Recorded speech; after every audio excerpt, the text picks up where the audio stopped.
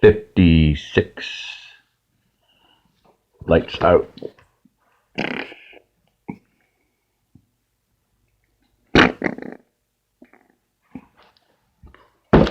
Chapter 56, Part 7. Okay. I'm sure I can, Dr. Lisa answered. We'll see you next Friday. The trio went down the hall to where David and Jess were. They were almost done, and soon they were on their way back to Silver Hills. The next morning, Mark was back at an observation post with his team. OP7 was on a small paved road that didn't continue to the east very far after it crossed the county line. Mark snuck over to see what kind of manpower the National Guard had assigned to this location.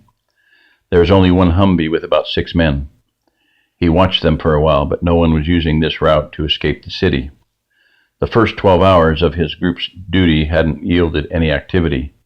Some of the other OPs were seeing some action, and OP2, where Mark's group had been before, reported a brief firefight between a group of 20 or so gang members and the troops at the roadblock. Evidently, the liberal application of 50 caliber bullets from the machine gun had kept the conflict quite short. Mark almost felt sorry for the gang members. Just before dark, OP6 reported a large armed group coming across the county line.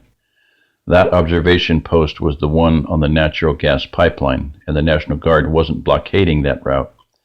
Mark couldn't put a face with the voice, but it was one of the female teams, and the voice sounded on the young side. She estimated 30 to 40 travelers moving at a moderate pace and requested that both response teams come to confront this large band. Kurt's team was on the other side of the county, dropping off a small group who'd been spotted by Observation Post 12. Rob's group wasn't too far away, and they said they'd set up at the north-south road that crossed the pipeline about 3 miles east of Observation Post 6. Kurt radioed that he'd be there as soon as he could. No more than 15 minutes later, Rob radioed 6 and asked them for an update. There was no answer. Mark heard him call again, but still no answer. Mark knew he was only about a mile and a half south of 6's position. He thought that perhaps their radio wasn't receiving Rob, so he called them. They did not respond to him either. "Mark, is that you?" Rob called. "Yes, Rob, it is. What do you think is going on?" "I have no idea. It could be anything," Mark answered. "I'm worried. We're going to take the bus and knock down the gates and go down the pipeline as far as we can. Hopefully we'll be there in 8 or 10 minutes. Roger that. I'm only a little over a mile away. I'm going to leave one guy here, and 2 of us will take off on foot. You'll beat us unless you can make it all the way in the bus." "That sounds like a good plan."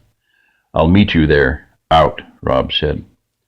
Mark pulled the cord and then hollered for the boys to come quickly.